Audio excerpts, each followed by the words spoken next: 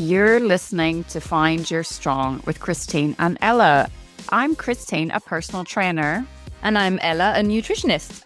And we're both also intuitive eating counselors, both fiercely non-diet and both done with toxic wellness messaging. In these episodes, we talk honestly about how to care for your body without guilt, shame, or restriction. We are so glad you're here. Let's find your strong.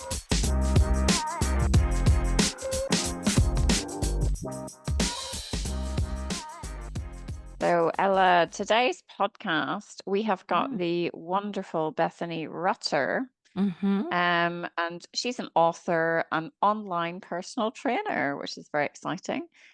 She is the author of 4 books for young people and 2 books for adults. Her next novel, which I have already pre-ordered, is called Ask Me Anything, and it's out November 25. So this November, in a month. So I think it was a really good conversation. I think people are going to receive it really well. And what struck me the most was, in her own words, her detachment from how her body changes and her acceptance of her body as it is. And really the just getting on with her life and not really spending that much time thinking about it, because there was nothing that she couldn't do in the size that she's at. And I find it quite a powerful message, and that detachment is definitely something that would be very useful, huh? Absolutely. Yeah. No, I think it's really important to hear that side of the story, because very often we hear the struggles and we talk about the struggles a lot. It's just really nice and refreshing to hear from Yeah. somebody who is sort of described in a larger body and has actually made peace with how our body fluctuates, how our body changes. I think that's really it. I think it gives you hope that that kind of detachment is possible, and that Yeah. kind of way of living your life without your body being the anchor point, the thing that you always have to think about. Just do what you want to do. And her story about how she found joy in movement and how hard it was as a child doing PE and how she thought that wasn't for her. I think all of that will resonate with people listening. So I think, yeah, it's a Absolutely.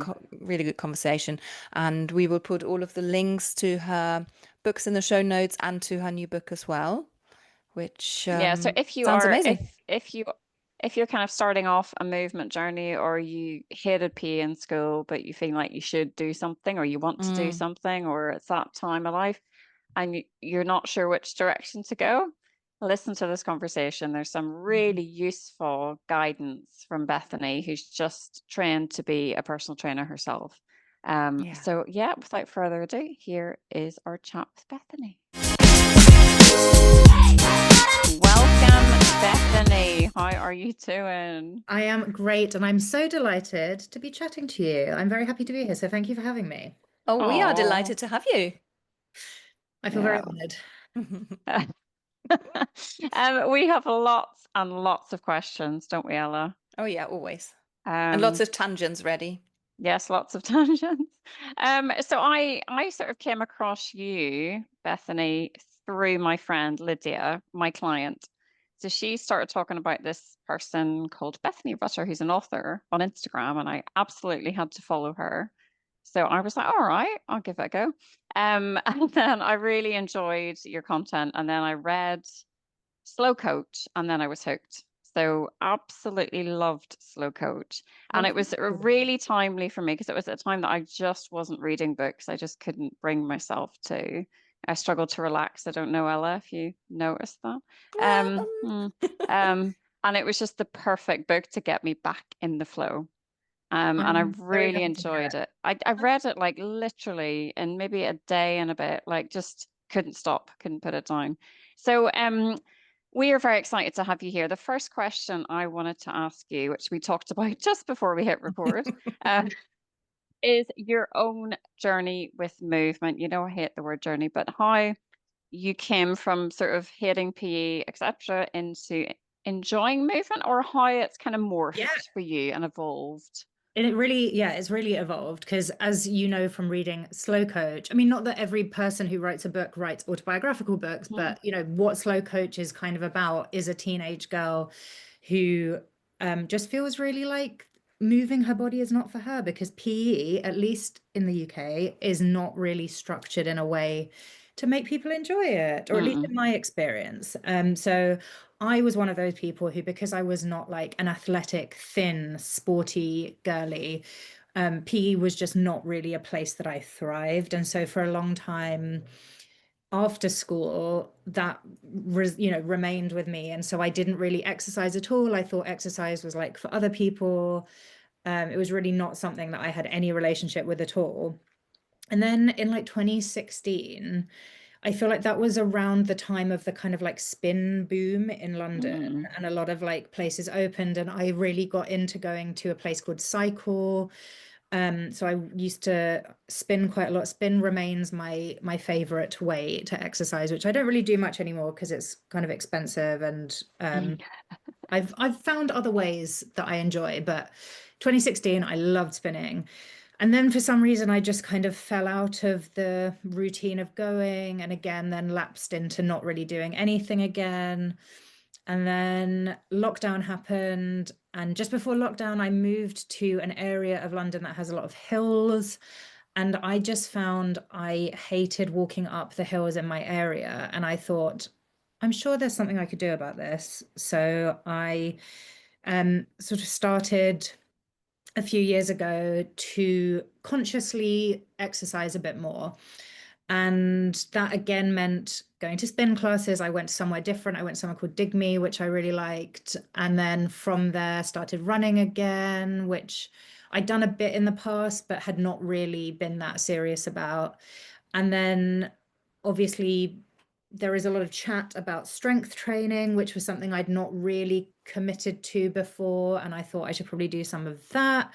So I've really kind of, diversified what I'm doing, and have led me to a much more consistent movement practice. I'm not, I'm not one of those like consistency is key people, but I'm more one of those like I like to keep my hand in and like do a bit of everything. Um, and so that has led me to the present day, and how much I've enjoyed finding ways of moving that I like and that fit into my life in a non-stressful way was what led me to then do the qualification to become a personal trainer, which is what I do now.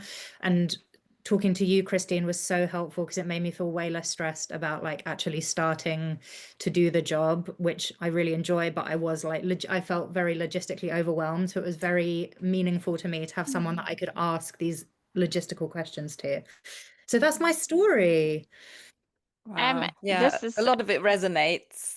The whole PE stuff. I grew up in Germany and I was not a PE person. I hated it. And it was quite actually it's quite good there because we did football, we did basketball, we did all sorts of different things. And there should have been something that I enjoyed, but I hated it, absolutely hated it. And I, like you, didn't really come to any kind of movement until I was in my mid-20s. I just thought, no, don't like it, don't enjoy it.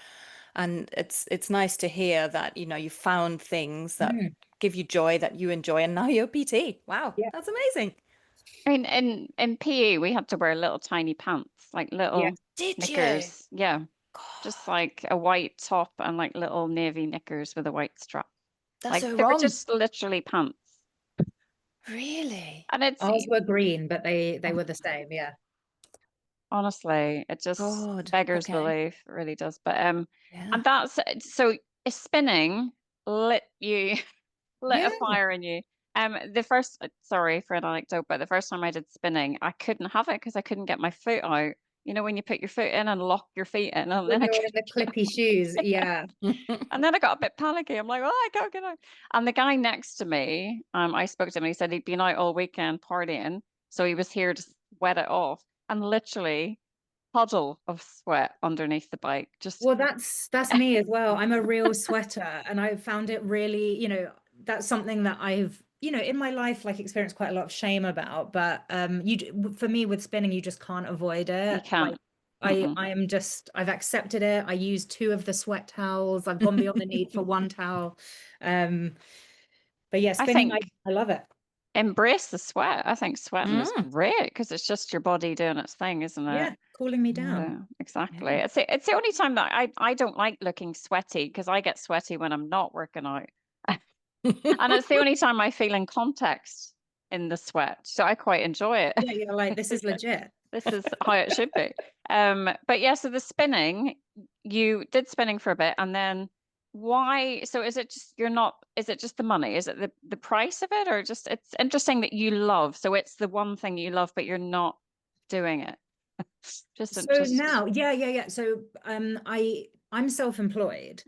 So money really fluctuates, and I'd been paid some of the advance for Slow Coach at the end of 2022, and so I paid up front for a whole year of spinning in 2023, which was very economically clever of me. And then I got to the end of the year and I was like, okay, well, I have not been paid a big chunk of money recently.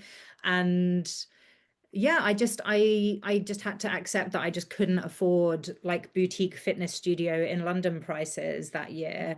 And so had to diversify, which was in a way quite good because that's what got me back into running. And like I miss spinning, but the logistics of having to go into central London every time I wanted to work out is not, in hindsight, it was a kind of wild way to be living, even though I was really enjoying it. So I'm actually kind of glad that I've had to diversify.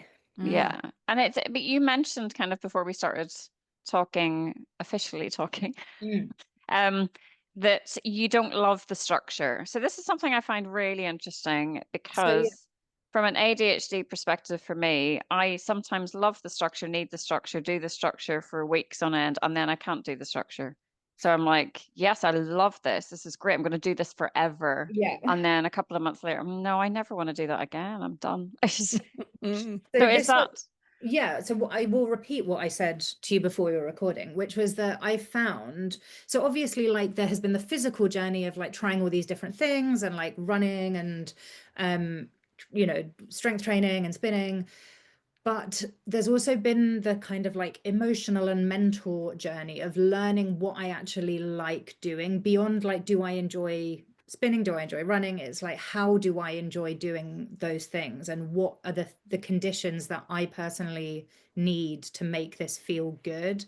And what I found is that almost exactly a year ago, I did a half marathon, which is no joke and requires like a lot of training. And it just meant that I had to really commit to running and couldn't really do other stuff. Like if I have to be running sort of 3 times a week and one of those has to be a pretty long run of like, 15 plus kilometers. And because I'm a slow runner, that takes a long time.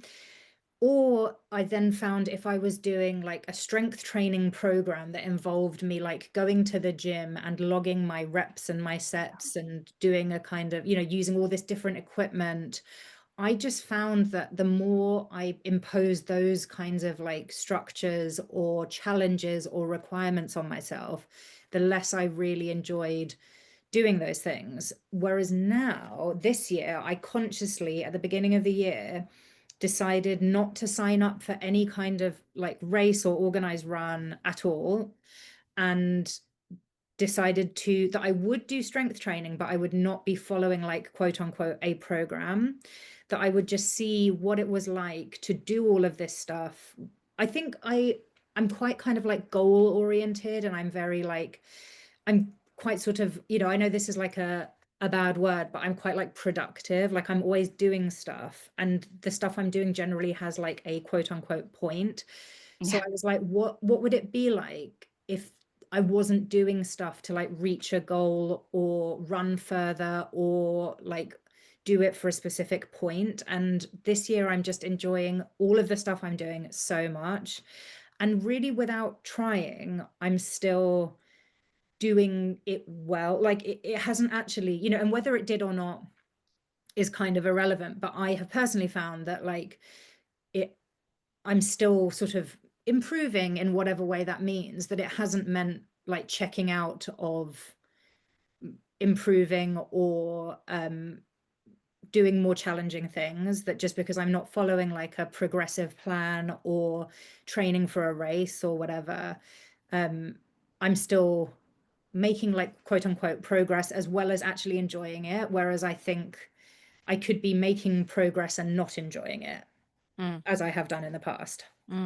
So when you say you sort of you notice the progress, how do you notice that you are making progress without actually tracking it particularly? Well, What? it's not that I don't track it. It's more just that I will like put my phone in my bum bag when I run, and I still like use like Strava or whatever to log my runs, but I won't be checking how fast, like while I'm running, I won't know how fast I'm running, but then I'll finish my run. I always go out with an intention of running a certain distance or a certain time based on how much time I have that day or what I need to do that day. What can I fit in that day? And I only run twice a week maximum because I only have 2 sets of running clothes, so I'm limited to that. And so yeah, I can see that like I now run 5 kilometers faster than I was running it a couple of weeks ago, but I Right. wasn't consciously like working on my pace. It's Yeah. just that by keeping, and I think, I don't love the whole like consistency thing, the way that, a lot of kind of normie trainers talk about like consistency is key. And like you just have, I think of it more as like, how do I keep my hand in all of these different things and just keep it ticking over? And so most weeks I don't actually run further than 5 kilometers, and I maybe do that twice. Sometimes I run further, but I can still see that by doing that, doing like a 35-minute run twice a week, that is enough to keep my body like improve, being able to run faster, and also to make it feel easier, that like my cardio system recovers way quicker than it would have done 6 months ago. I physically feel like the running itself is easier. So it's those kinds of like improvements that I am seeing without necessarily consciously working on anything in particular, and my body is just like taking care of it. And with Yeah. strength training, I just bought a heavier kettlebell because I thought I can probably squat more than the kettlebell that I previously owned, and it would be better for me. But I think in the past I'd have been like, the only point in doing strength training is if you can do it to the maximum possible effort every single time with the most equipment, and like to leave a day in between sessions and do like a split. And I'm just like, that I don't live like that. That's too complicated. That's not realistic for me, and I don't enjoy it. So I just decided at the beginning of this year I was going to do 2 strength training sessions a week of some description, and they could both be at home. There was no pressure to go to the gym. I have like 3 kettlebells. I have an 8 kilogram, a 12 kilogram, and a 20 kilogram. And I do everything that I do with those. And I don't really care that it's probably not like the most efficient, or it's not getting me the most like gains or whatever, because I actually do it. And that's what I say to people, is like the workout you actually do is so much better than the like ideal workout that you will never do because you don't have the time or you just don't want to.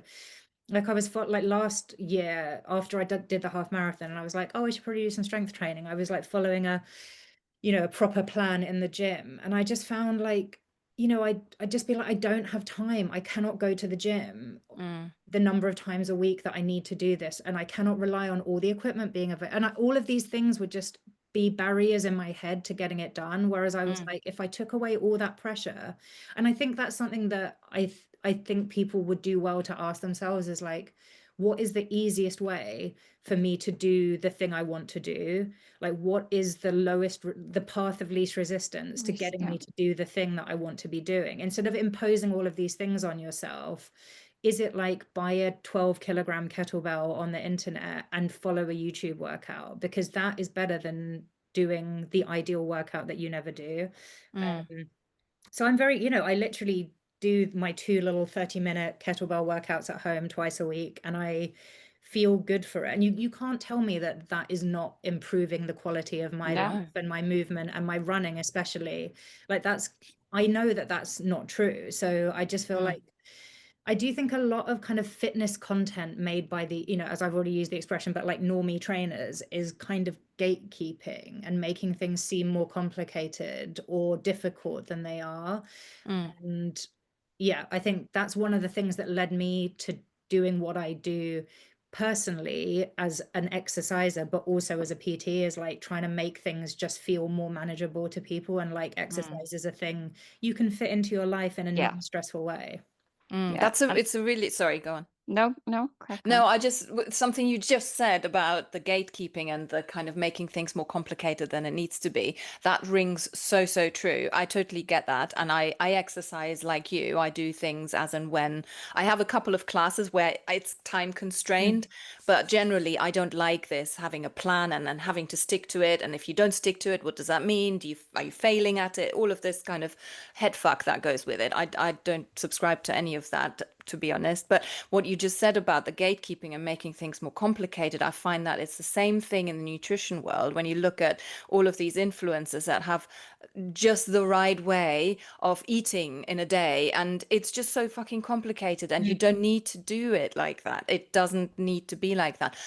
But it makes people seem like they're the expert, whereas actually you are the expert of what works for you, and you should be deciding, look, 2 kettlebell workouts a week for 30 minutes each is enough. Thank you very much. That's going to do me. I think there's a lot to be said for tuning into what works for you, what works with your lifestyle, with your time that you have available. You can go to a gym and, you get a, a workout plan of, 3 hours a week. When you work full time or you have a family or where are you going to get those 3 hours from? Yeah. You know? And then people feel like if I can't do that, then I Yeah. can't exercise. And it's like there are Yeah. so many things. And this is not to be understood in a like there's no excuse not to exercise way, but it's more like there are so many things you can do that don't feel as like mentally taxing and as time consuming. Yeah. That if it is something that you want to fit into your life, there are ways of doing it that hopefully will not feel like a massive suck on your resources and your time and your energy. And Yeah. there is sort of as you get slightly older, there's certainly a case for taking care of your joints, and strength training is obviously probably the most efficient way to do that. But strength training looks different, as you're saying, for everybody. And I always say 2 30-minute sessions a week is more than enough. And if you can actually build those into your life, happy days. And then if you want to add more in future, crack on. But that's my starting point is one. Then you add another once you get that one embedded, and it is just taking all of the complexity out of it, and I think people get scared by, oh no, I'm over the 45, I need to, this is kind of from our perspective, you need to lift heavy weights, and if you're not in the gym lifting barbells, you are screwed. And that's the scaremongering that is out there. So I get loads of people coming to me here, kind of 47, 48, going, I need to strength train, I need to strength train, because they're hearing all of this, that's the only way they're going to survive. And it I is don't just know trying about to, you, but many of my PT clients don't do other intentional exercise between our sessions. So I see them once a week, and that's kind of all they do in terms of strength training. And if you look at what they're doing now in terms of like weights, reps, complexity of movements versus what we were doing a few months ago, even one session a week is like having tangible effects on their strength, which are measurable, I can see. But more than that, the fact that every week they are doing this one thing, that is priceless, because these are people that otherwise might not be doing it, but have found a way to fit something into their lives. And I think figuring out, do you need accountability? Therefore, should you maybe think about working with a person or a class, or do you need things that are really like bite size and you can just do like a little bit here and there? Or do you like being on your own and want to take time for yourself, and therefore maybe like running would be nice, because that's like thinking about like what are the things that you want and need, and how can you marry that with the time and the life that you actually have, I feel like is always like the way. Definitely. And are you thinking of going to more than one day a week with your personal training, or is I it? will. I would really like to. I have another job, as you know, because you have mentioned Mm. the book that I wrote. But so I'm also an author, and through that, I have a third job, which involves working at a university, helping students with their academic writing. And I think once that was a 2-year contract, and I think once that comes to an end, I would really like to add another day because I have like a waiting list of people. And it would be really nice to work with more people. But I love the clients that I have at the moment, but who knows who I could be missing out on? Who are the people on my Yeah. waiting list who I could be befriending and yapping to every week? Um, I Ella, love it so much. Brilliant. we have a little tangent there. Not there's a segue there. So, Ella, you wanted to talk about language, didn't you? When we're Yes, talking yeah, about I'm literacy and massive on that. And you, as an author, obviously, you're very well aware of the power of language. And this is something that I keep when I work, especially with early years settings or with parents. I talk a lot about how important it is what language we use around bodies and food, because there's just so much very, very harmful and damaging language out there. So tell me a little bit about how you feel about it, and especially when you do your own writing, how do you how do you stay sort of conscious of what language you use? Well, writing for my background is that I started writing for teenagers and then I have written books for adults, but I'm still writing books for teenagers. And I Mm, think coming from the background of writing books for teenagers with plus size protagonists has always meant that I guess I've been like swimming in these waters and thinking about like how do I communicate with young people in a responsible and effective way. So I feel like this is something that I've always been thinking about. mm, And I guess not more than language specifically, for me, it's been about how do I impart the idea that other ways of doing things are possible. And I think that's what I'm mm, always looking for with my writing for young people is I grew up a certain way. I received these messages. I had all of these anxieties, that I carried into adulthood mm, because they don't just magically disappear when you become an adult. And mm, what stories would people need to be told in order to believe that it was possible to kind of do things differently? Um, so I've always been kind of thinking about that when I've been writing. But it is, writing for young people is a really big responsibility, especially about stuff like mhm, this. So I've mm, never like taken that for granted. mm. Yeah, thank you for explaining that. Yeah, I think it's especially for young people because, as you said, a lot of the young people nowadays are surrounded by diet culture language, and it starts in their families. Granny says something about her body, mummy says something about the dinner that she's eating, and there's just so much out there. So having a bit of an antidote While in also a being book or honest, hearing it from someone else. because I don't think it would be useful for me to always write characters that have no problems with their bodies, that have no Mm, negative feelings about their bodies, that are mm, just like 100% confident 100% of the time. mm. Um, and I have written characters like that, but I've also written characters that experience, fear of rejection because they are fat, or Mm, experience like, not enjoying PE because they feel singled out because they are fat and not sporty. Um, mm, it's more about like how do we contextualize that, and whereas in a book maybe written by someone else who did not have the experiences I've had, that would just be like a side character that was like a silly fat character, whatever. mm, And what does it feel like for that person to be treated like a whole person, and mm. how do we kind of give them a whole story?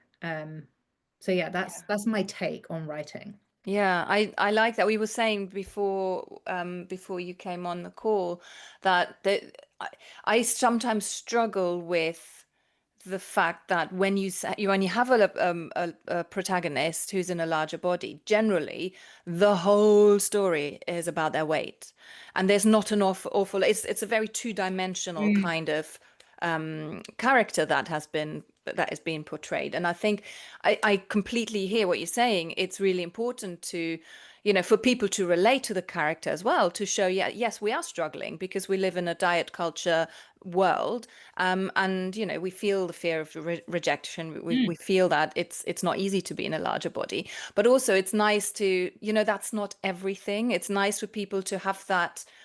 I remember watching Shrill. I don't know if you've seen it. And that was the first program I saw where the weight was sort of a side thing. It wasn't really a big thing. It was more about the character and, what she was going through, what was going on for her.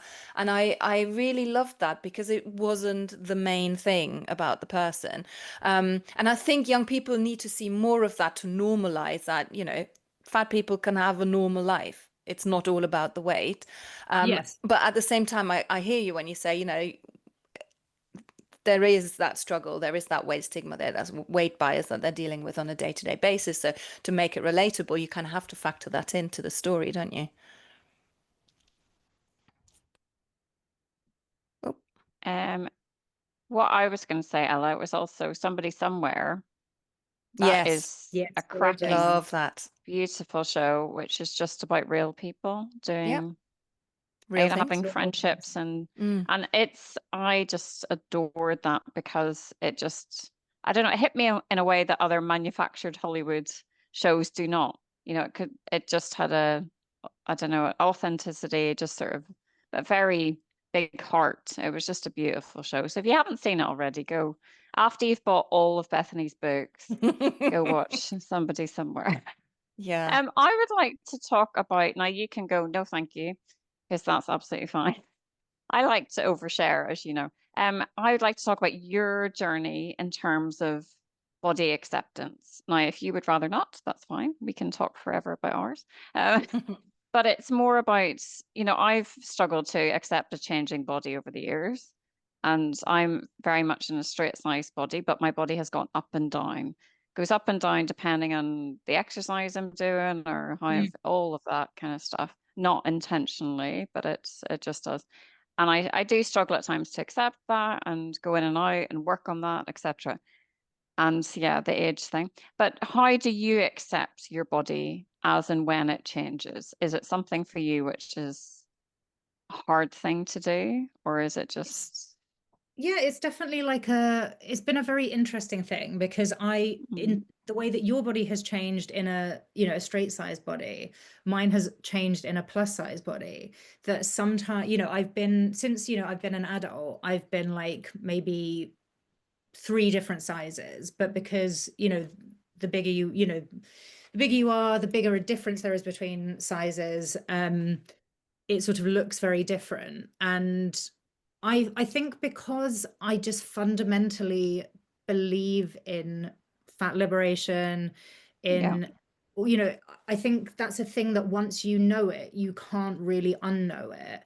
It just means that whatever size I feel very kind of like chill and zen about whatever size I am, because I fundamentally don't think there is anything wrong with fatness. I don't have kind of like a sort of ingrained hatred of it, or like, I don't know, I feel quite sort of, yeah, I feel quite at peace. I find it like weirder and more difficult when my weight is lower, because I am like, oh, like this is, it feels weird and kind of contrary to how I have experienced life at different times. But yeah, I think I will never be a small person. So whether I'm like a size 24 or a size 20, which is kind of what I am at the moment, I feel very like serene about it, because partly because I think accepting that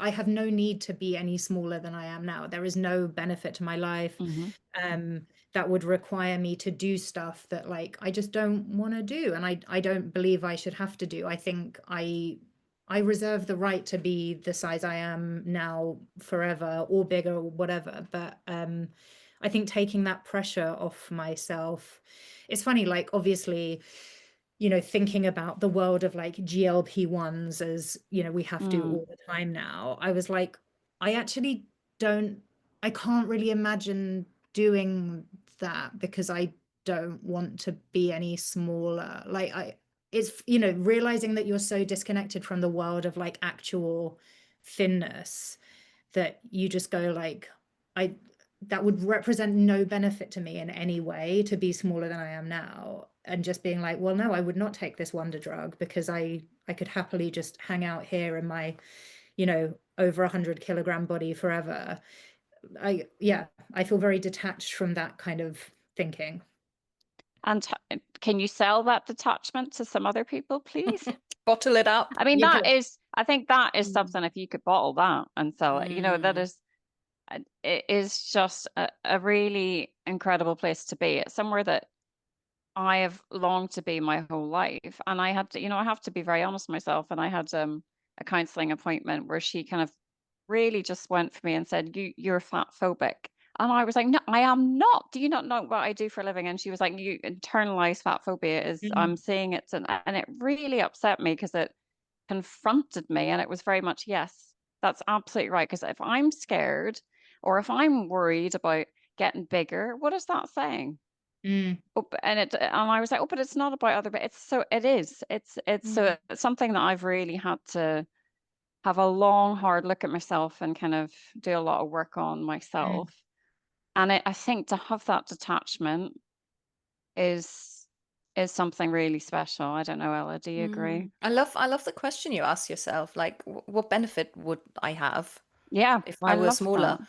And I think a lot of people can come up with all sorts of benefits in inverted commas, but when they really look at the situation, those benefits are either pipe dreams or they already have those things, but they're not able to see that they already have that. So I think it's a really powerful question to say, you know, what benefit would it give Absolutely. me if I Which is was not to smaller? say that there are not people, you know, I absolutely, you know, as someone who has like, you know, lost and gained weight in my life, I totally do not judge anyone who feels Mm-mm. motivated to do it. But for me personally, I just feel like you know, there's nothing I would want. Although I did see a post from someone yesterday who was like, I couldn't go horse riding because they have a 90 kilogram weight limit. And I was like, well, maybe I want to go horse, you know, there's all these things Yeah. that, but you know, realistically in my life, there's just nothing like in terms of the movement that I do, in terms of like my clothes, in terms of like, I don't know, yeah, there's nothing that I feel like I need to be smaller than I am. And you know, I am smaller now than I have been in my life, but yeah, I just feel like there is no world in which I will ever be a thin person.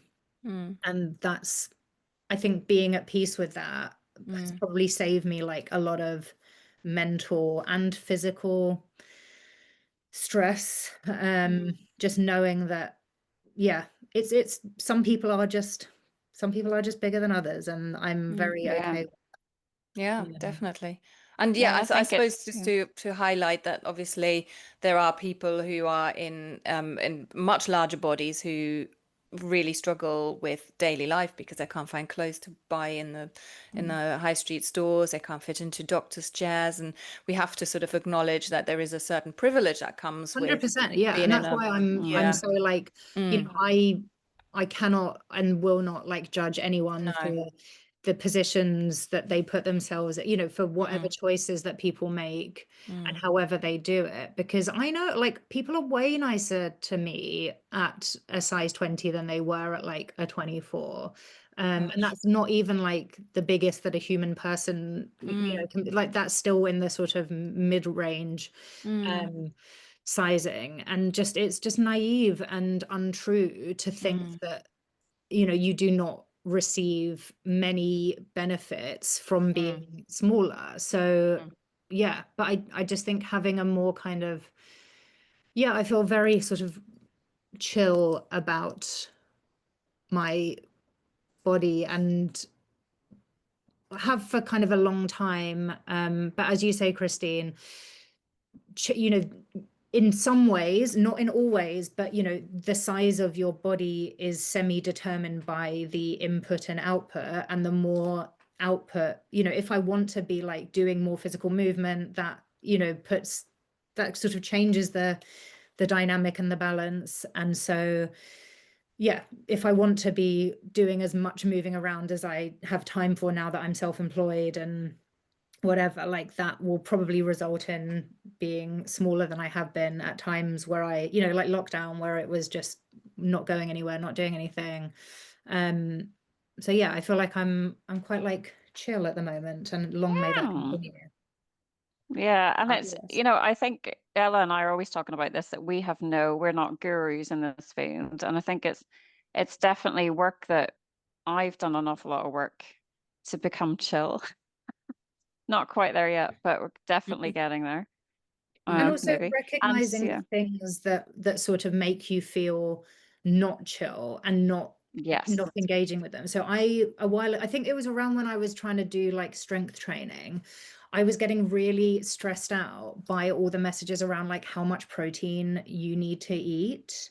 And so then I was like, okay, so if I weigh whatever I weigh, that means I need to eat this much protein. And I just looked at that and was like, okay, well, I'm trying to eat less meat. So this means I'm going to have to eat an astronomical amount of like other protein. You know, it's not easy to eat that much protein if you are choosing to eat a lot less meat than you have at once in your life for ethical reasons. And I was finding it really stressful. I was like, you know, I felt very oppressed by the knowledge of Mm, having to eat, you know, 120, you know, something like 120 grams of protein a day. And I was like, okay, so does that then mean I have to like track my food? And I was like, well, I don't want to do that. You know, I don't want to be getting into this stuff that's making me feel like stressed, or like I have to, you know, I have to know what I'm eating in terms of like grams of protein. Like that's really something that seems like a thing that I don't want to be doing. yeah. So I just thought, if trying to do this like quote unquote good thing for my body is actually resulting in me feeling like stressed out and Yeah. overwhelmed, then it's not actually a good thing. It's, Yeah. you know, that's a thing that I just don't need to let into my life. That like I'm not going No. to keel over because I'm not getting 120 grams plus of protein a day. Like that's not going to kill me. So I feel like I think maybe what I've learned over the past few years is like holding on to things with a kind of light grip, you know, like kind Yes. of, you know, I'm running, but I'm not stressed about running. I'm strength training regularly, but I'm not stressing myself out about like doing body part splits and whatever. And, you know, I am trying to eat in a way that feels nice to me, but without being Mm, overwhelmed by any particular like macronutrient group or whatever.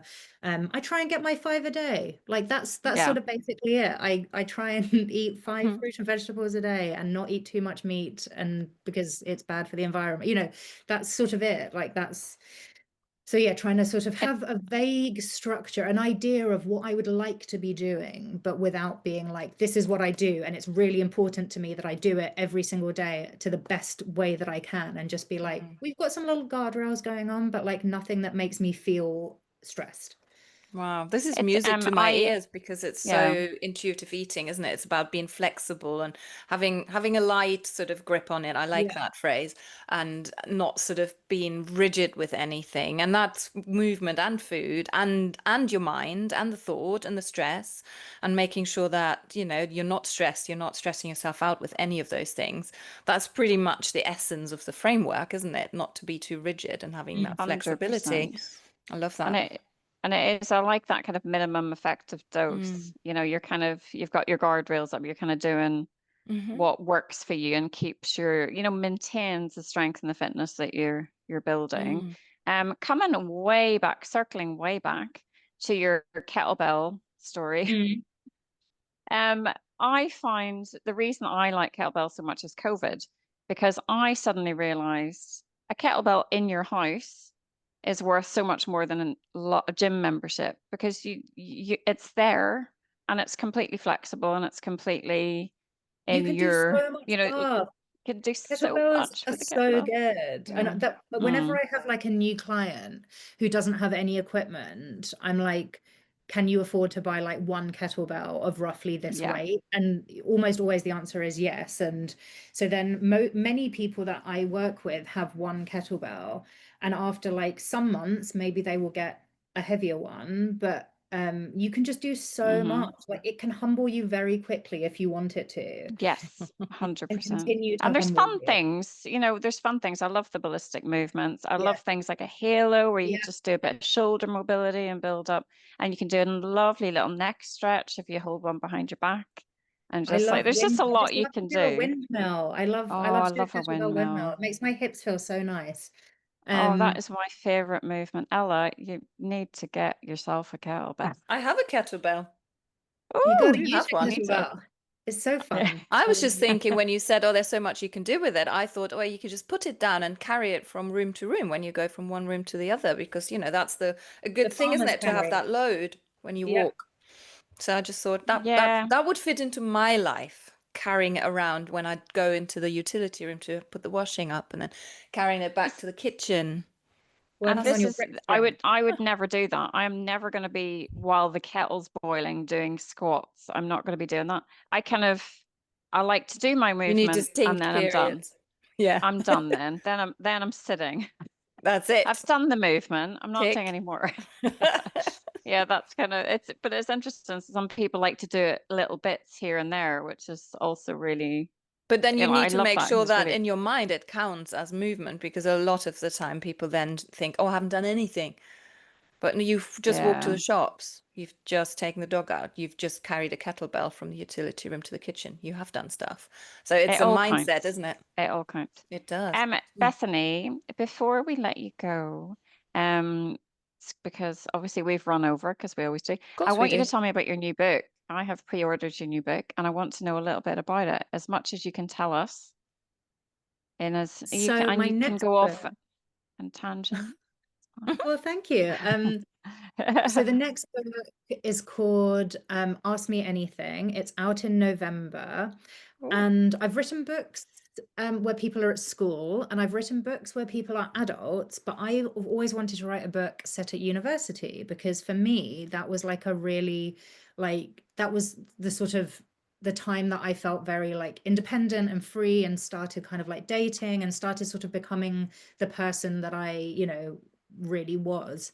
So I've always wanted to write a book set at university, and Ask Me Anything is the realization of that dream. So it's about a little girlie called Mary Elizabeth, who is in her second year at university in London and has an advice column in the university magazine, and is in a kind of situationship with her editor, who she really fancies, and then sort of maybe discovers that he is not the best person for her, and that maybe there are other people on the scene with whom she would be a better fit. But how does she Mm. get there?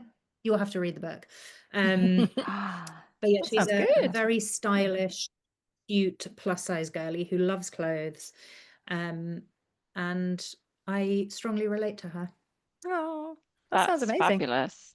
And I think I read an article that you wrote. Was it in the Metro or I can't remember which paper it was in, but you had said that every protagonist that in these sort of teen books will be plus size. Is that right? Yeah, I mean, that is true so far. So far. Yeah, I mean, who knows what the future. Well, I would have said that in general, but I've written a book for adults under another name, which is coming out next year, where the protagonist is not plus size. But in terms of my teen stuff, I don't see any reason why that would ever change. But who knows, just in case someone's like, here's Just £1 in million case. to write a Yeah. book about this one really specific person who is not fat. Yeah. So yeah, never say never, but yeah, I feel like there's so much to explore in terms of like how that affects you as a teenager, and the way that that does not leave you as you become an adult. Like when I was dating in my 20s, I was thinking the same thoughts about myself that I had been thinking as a teenager. So I just feel like there is so much to excavate there. Huge. Yeah. Mm. Many I'm more books very to write. excited. Well, thank you. And Yeah, we'll how pop the link uh, in the show notes to pre-order the book. absolutely. And yeah, I highly recommend. Bethany writes beautifully. So I please have go. just received actually a few of your books, but I didn't have time before today to read them, so That's I'm on okay. it. They will I'm on always it. be there. Might read them I together like with it. my daughter. I said to Ella, oh, we're having Bethany on the podcast. So she just bought all of your books. She's like, oh, I'm just gonna Say no more. I'm like, I'm I in. like this. This is Yeah, good. well, This is good. you've been raving about slow coach in particular, so that definitely Yeah. came home. And then yeah, I just thought I might read it with my daughter at the same time, Yes. so we can have a This is chat what we about it. want. Yeah. Yeah, absolutely. But Bethany, thank you for giving up some of your very precious time for us, It's been and we really appreciate it. delightful. I love chatting Yeah. to people who understand. Oh, Yeah. thank you so much. Really lovely to meet you. Thanks for your time. Nice to Lovely meet to you. meet you. See you next time.